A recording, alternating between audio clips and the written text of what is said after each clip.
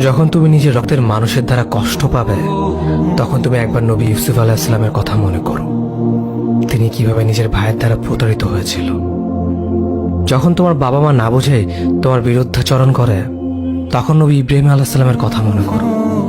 তার বাবা তাকে আগুনে নিক্ষেপ করায় ভূমিকা রেখেছিল। যখন তুমি সমস্যা থেকে পরিত্রাণের জন্য কোনো পথ পাবে না, তখন ইউনুস আলাইহিস সালামের কথা ভেবো। তিনি কতটা সময় তিমি মাছের পেটে আটকা পড়েছিল। যখন তোমার নামে কেউ মিথ্যা অপবাদ ছড়িয়ে দেবে, তখন মা আয়েশা রাদিয়াল্লাহু আনহার কথা মনে করো। তার নামে পুরো শহর জুড়ে কুৎসা রচনা করা হয়েছিল। যখন তুমি অসুস্থ ব্যথার যন্ত্রণায় কাঁদতে থাকো, তখন নবী আইয়ুব আলাইহিস সালামের কথা ভেবো। তিনি ভয়ঙ্কর এক ভাইরাসজনিত রোগে আক্রান্ত হয়ে তোমার থেকে বেশি কষ্ট পেয়েছিল।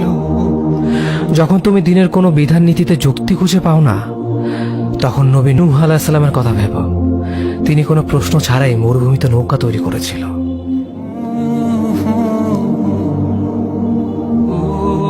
যখন তুমি আত্মীয়স্বজন, পরিবার, বন্ধু বান্ধবের কাছে হাসির পাত্রে পরিণত হও, তখন তুমি শেষ নবী হযরত মুহাম্মদ সাল্লাল্লাহু আলাইহি ওয়াসাল্লামের কথা ভেবো।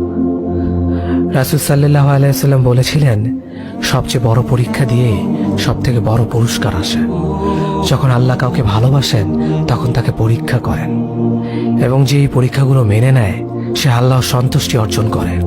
আর যে অভিযোগ করে, সে তার ক্রোধের পাত্র হয়। হে আল্লাহ, তোমার কথা মনে করা, তোমার প্রতি কৃতজ্ঞ হওয়ার এবং তোমার ইবাদত করার তৌফিক আমাদের দান করো। আমিন। যেভাবে তুমি সন্তুষ্ট হও, সেভাবেই আমাদের পরিচালিত করো।